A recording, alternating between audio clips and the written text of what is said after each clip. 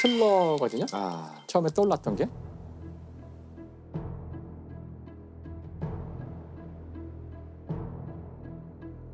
우선 그 많은 분들이 아시겠지만 그래도 혹시 모르니까 히틀러가 얼마나 나쁜 사람인지를 이야기를 조금 하지 않을 수가 없을 텐데 일단 히틀러는 2차 세계대전을 일으켰고요.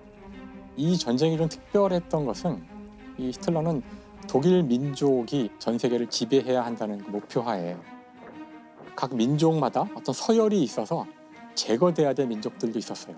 그 서열 안에는 특히 이제 모두 잘 아시는 것처럼 유대인이 그 없어져야 될 대표적 민족이었고 그래서 점령지에서의 그 가혹행위가 정말 상상을 초월하는 정도로 이루어지게 되는데 유대인이 무려 600만 명이 이제 이 죽음을 당하게 되죠.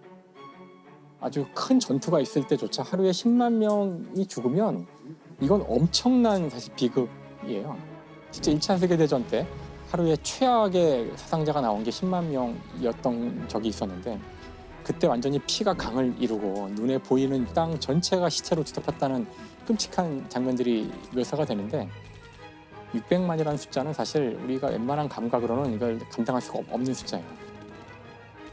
유대인만 죽인 건 아니고 사실 지금의 러시아, 우크라이나죠 주로. 슬라브 전체를 다 우크라이나 지역이 곡창지대거든요. 네. 곡창지대의 저 곡식은 독일 사람들이 먹어야 되는 곡식이기 때문에 최종적 목표는 슬라브인을 다 죽이고 그 자리에 독일인이 가서 농사를 짓고 사는 것이 히틀러가 추구했던 미래의 모습이에요. 그래서 소련의 점령지의 민간인들을 무참하게 많이 죽여요. 얼마나 빨리빨리 이들을 죽이기 위해서 열차를 옮길 수 있는지 열차 아까 시각표를 다 최고의 수학자들이 모여서 그 시각표를 디자인하고 가장 빠르게 이들을 죽이고 소각하기 위해서 지방이 많은 여성을 시체들을 밑에 깔고 그 위에 남자를 까는 게 더 빠르다. 이것 여기 수많은 과학자들이 들어가서 연구를 하고 순조로울 뿐만 아니라 아주 효율적으로 이 일을 진행을 했던 거예요. 이때 죽은 민간인이 다 추정치지만 결국 2천만 명에 달한다는 추정치가 나오는데 거의 당시에 우리 조선을 다 없애버린 거나 마찬가지죠. 저는 그래서 히틀러가 어떻게 그런 자리에 올랐고 사람들이 어떻게 그런 일을 했는지를 두 가지 측면으로 보려고 그래요. 일단 먼저 히틀러라는 개인을 한번 보려고 그러고 또 하나는 그 주변 환경이 어떠했는가, 어떤 분위기가 있었는가, 그래서 이런 비극이 일어났을까. 우선 히틀러라는 사람의 개인을 보자면 히틀러는 오스트리아 사람인데 히틀러 오스트리아 사람이에요?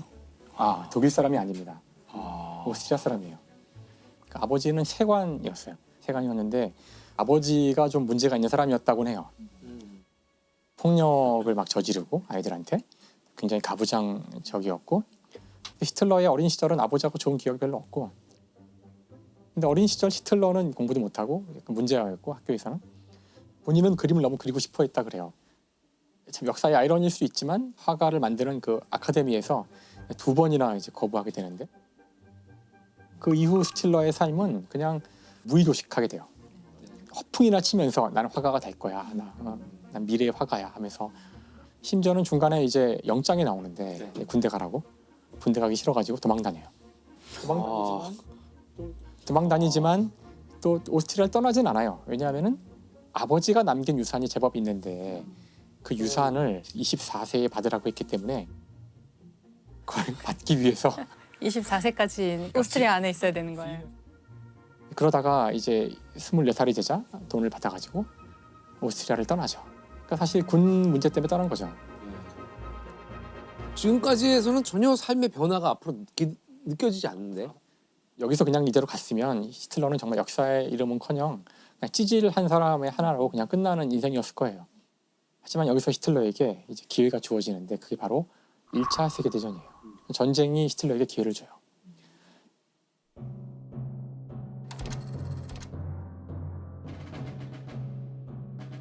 (1차) 세계대전이 터지자 이 전쟁은 독일 민족주의를 내건 전쟁이거든요. 독일 민족, 슬라브 민족, 민족과 민족이 충돌한 그런 전쟁이기 때문에 누구보다 히틀러는 이 전쟁을 정말 반겼고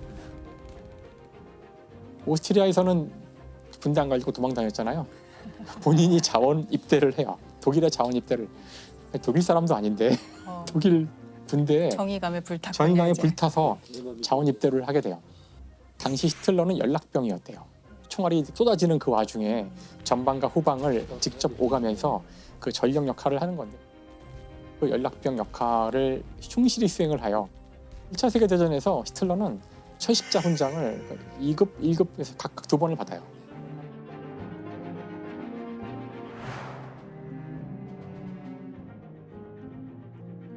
당시 이제 전쟁이 끝난 독일은 엄청난 혼란에 휩싸이겠죠. 네. 그 과정에서 엄청난 학살도 일어나고 그러니까 굉장히 혼란스러운 상황이 돼요. 네. 이 혼란이 사실은 히틀러에게 기회가 돼요. 이 찌질했던 히틀러지만 군대에서는 자신의 충성심을 보여줬잖아요. 군인이었던 히틀러에게 하나의 명령이 떨어지는데 히틀러를 노동자 사회당에 투입을 하는데 뿌락치로 보낸 거예요. 아, 예. 가서 이제 동태를 파악하고 거기 갔던 히틀러가 이제 가만히 듣다 보니까 뭐 막 떠들 거 아니에요. 뭐 정치는 이래야 된다, 뭐 노동자는 이래야 된다. 원래는 조용히 관찰을 해야 되는데 네. 듣다 보니까 어이가 없는 거야. 그래서 이 사람이 막 떠든 거예요. 열변을 토한 거예요. 사람들한테 아, 뿌락지로 들어가서 관찰만 들어가서 하려고 하다가 하다가 못 참고. 도대체 말이야 이런 엉터리들아 이렇게 하지 말고 이렇게 해야지 말이야 지금 막 이렇게 떠드는데 그걸 듣고 보니까 그 말이 맞는 것 같고 되게 말을 잘하네. 그래서 곧 여기서 이 사람이 두각을 나타내기 시작해요. 이때 주모가 받아서 우와 대단한 사람이 나타났어 와봐 또 딴 데 가서 또 연설을 하고 이렇게 하면서 점점 대중선동가. 그렇죠 대중선동가가 돼가는 거죠. 사실 히틀러가 이 사람의 인생을 통틀어서 잘한 건 이거 하나예요. 바로 사람들을 선동하고 이야기하고 이것이 너무나 천부적이었고 이거 하나만큼은 히틀러가 가진 능력이었던 거죠. 처음에는 조용히 시작해요. 처음에는 일단 사람들이 웅성웅성하고 있을 때 가만히 있더라고요. 완전히 주목을 해서 왜 얘기 안 하지? 뭐 거의 이렇게 될 때까지 기다리다가 아주 조용히 시작을 해요. 차근차근하게 시작해요. 처음에는.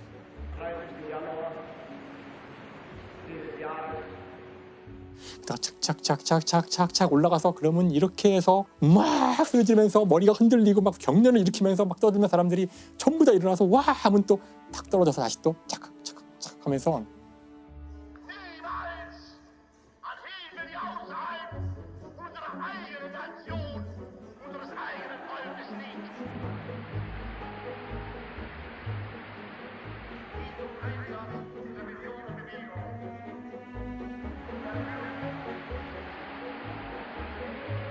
히틀러는 그때 한두 장 종이만 가져갔고 여기에다 이렇게 키워드만 몇 개만 가지고 쓰고 키워드에 줄쳐놓고 이것만 들고 2시간 정도 떠들 수 있었대요. 그냥.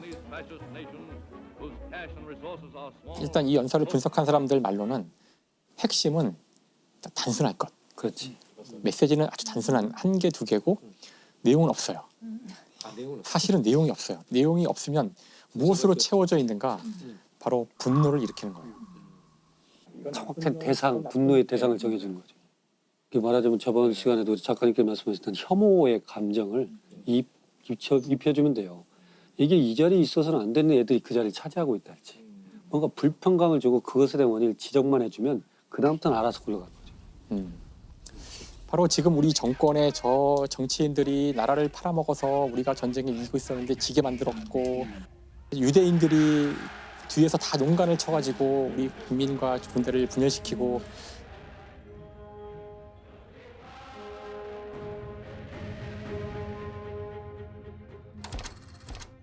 히틀러를 이렇게 만들어주는 2개의 사건이 있는데 전쟁에 진 이후에 협정을 맺어야 되잖아요. 그 뒤에 이제 협정들이 계속 이루어지게 되는데 협정이 이루어지는 과정에서 너무나 굴욕적인 일들이 벌어지는 거죠. 땅을 뺏기고 그 땅뿐만 아니라 엄청난 배상금을 이제 물라고. 근데 그 배상금이 상상을 초월하는 액수였어요. 당시 지금 그렇지 않아도 독일은 붕괴된 상태라서 돈을 뭐 주기는커녕 지금 이 자체가 굴러가지 않는 상황인데 그러면은 너희 줄 때까지 우리가 너희 땅을 점령할 거야. 그리고 군대를 보내요. 너희 배상금 줄 때까지 우리 안 나가. 그러니까 이러니까 독일 국민이 정말 완전히 빡 치는 거죠. 야, 이걸 독일 군인이 그냥 막고 있냐? 싸워야지. 우리 정부는 뭐 하나? 막 이러는 거죠. 그때 이제 히틀러는 지금이 기회다. 지금이야말로 쿠데타를 일으킬 절호의 시점이다 해가지고 쿠데타를 일으켜요. 그런데 계속 나오겠지만 히틀러는 기본적으로 이렇게 이런 거에 능한 사람이 아니에요.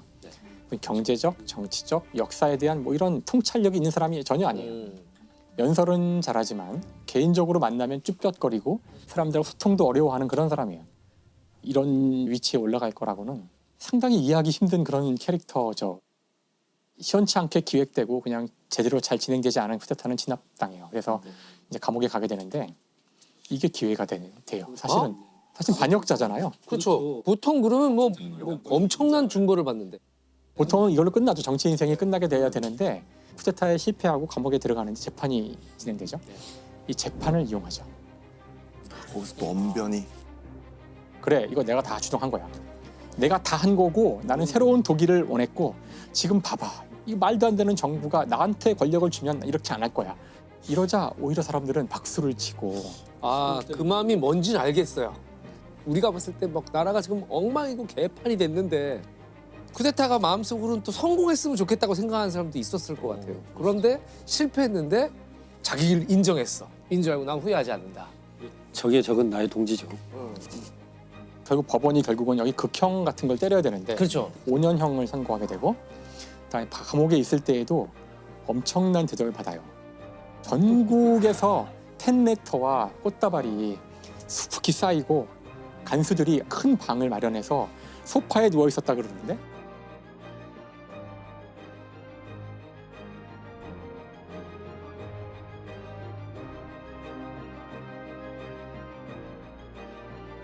그래서 결국 히틀러는 5년을 다 살지 않고 1년 9개월 만에 나와요.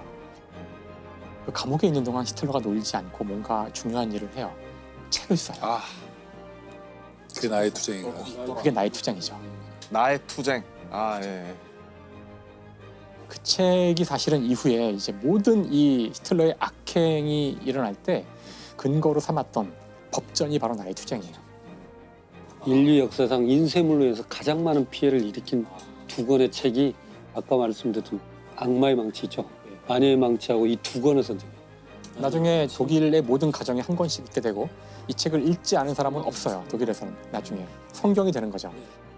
근데 이 책은 정말 편견과 정말 말도 안 되는 이야기로 가득 차 있는 자신의 미화로 가득 차 있는 책이에요. 근데 교양이 없고 아무것도 모르는 사람이 쓴 책인데 이런 책을 사람들이 보고 그 책에 따라 움직인다는 게 진짜 무서운 일이죠. 어쨌든 히틀러한테는 그 쿠데타 시도가 자신을 전국구 스타로 만드는 계기가 돼요.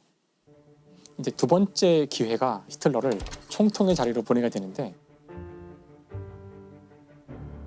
1929년 10월 뉴욕의 증시가 하루아침에 곤두박질치는 경제 대공황이 오는 거죠. 당시 독일도 여기에서 헤어날 수 없게 되는데 사실 이런 위기에 봉착하면 할 일이 많거든요. 뭐 사람들의 복지 수준을 줄이고 그다음에 임금을 뭐 세금을 높이고 이런 많은 정책들을 해서 이 위기를 타파해야 되는데 그런 정책을 피려고 하려면은 의회의 동의를 구해야 되고 근데 의회에서는 뭐 이걸 논의하긴커녕 맨날 파당 싸움만 하고 이러고 있는 거였죠. 그래서 히틀러가 이제 이걸 놓쳤을 리가 없잖아요. 거대한 대중 집회를 열어서 이거 봐라 무능한 정권이 오늘도 또 분명 법안 통과 못하고 서로 지들끼리 싸울 거다 막 하면서 선동을 하자 나치에 대한 인기가 쫙 올라가는 거예요.